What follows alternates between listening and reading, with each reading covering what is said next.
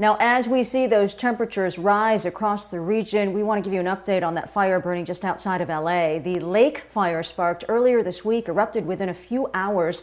This morning, crews making some progress. They say it is 12% contained. It has burned nearly 12,000 acres, though, and is threatening thousands of structures.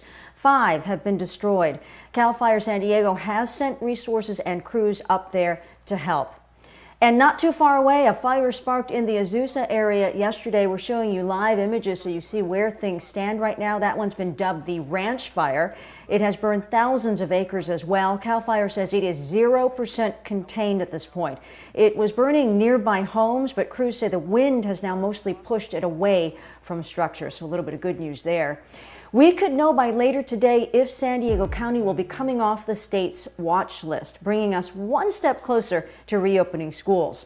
Now, getting off the watch list, though, is only the first step. Once we are off the watch list, it will still take another 14 days of staying off that list before schools will be allowed to reopen.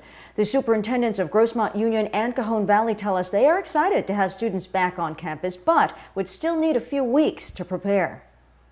Classrooms are already ready to go, but all of those other services that we provide, are the buses ready to go, food serve, cafeterias.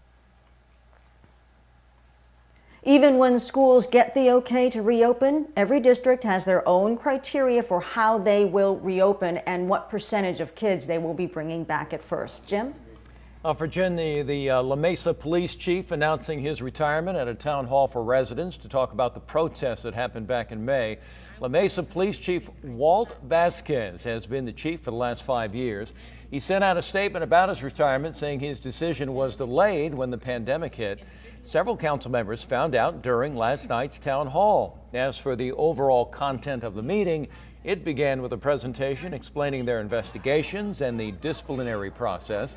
And then the public spoke, expressing broken trust with the police and asking for answers about the protests. I feel like this is the beginning of many that need to happen so that they can actually begin to listen to community members. Town hall comes after the city of La Mesa picked a law firm to look at how the city and the police department handled and responded to the protests and the later violence. The investigation could take 3 to 6 months. Meanwhile, the last day for Chief Vasquez will be in less than 2 weeks, August 27th. This morning, the local branch of the NAACP put out an open letter to La Mesa's mayor saying in part, the retirement of Chief Vasquez presents the city and the region with an exciting opportunity to change not only the culture of the La Mesa PD, but the entire paradigm of policing. Now is the time for bold leadership in La Mesa. Now is the time for La Mesa to point the way to a new style of policing, one that is less about domination and compliance and more about partnering with the community to serve its public safety needs. Well, right now, county leaders discussing what they call a bold new vision for transportation in San Diego. SANDAG today discussing the budget and projects it has planned for 2021. Leaders say they've collected data as well as feedback from the public, and that's helping them shape transit in the future. The next year, some of the things that they want to focus on improving include giving commuters better alternatives to their cars, creating what they call first and last mile options to cut down on commutes, and expanding work on transit hubs where people can access public transit. And this just in this morning, a federal court overturning a decision by California voters to put a cap on the capacity of gun magazines. In 2016, voters approved a measure that would limit the number of rounds a gun could hold to 10. Well, that was struck down last year, but sales of bigger magazines were still put on hold pending an appeal.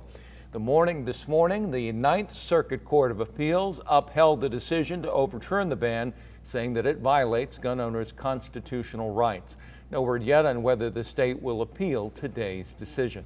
Virginia? Thank you, Jim.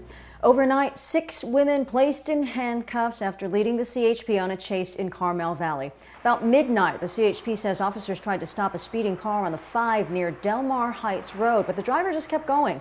At one point, the driver even turned off the car lights before exiting that freeway. When she tried to get on the freeway again, she crashed. The women were taken into custody. The driver was arrested. No word yet on why she tried to outrun the CHP in the first place. Well, today marks 75 years I since just the want end the of people, World and right War now II. there And to seems celebrate, to be a great the deal of USS unrest Midway in the Museum country, held a ceremony and with three I would special like, guests. of course, for The day is known as unrest to VJ come to Day, an when the end, Japanese and for surrendered. people To commemorate to the be kind to Midway's one another. ceremony included 3 World War II veterans who all served in the Navy. All of them say they remember where they were that day when the news came that the war was over. One veteran had a little advice for everyone during this time of uncertainty. I just want the people, and right now there seems to be a great deal of unrest in the country, and I would like, of course, for the unrest to come to an end and for people to be kind to one another. We should listen to that. Today's ceremony lasted just under 30 minutes, and this year, because of the pandemic, it was not open to the public but was live streamed instead.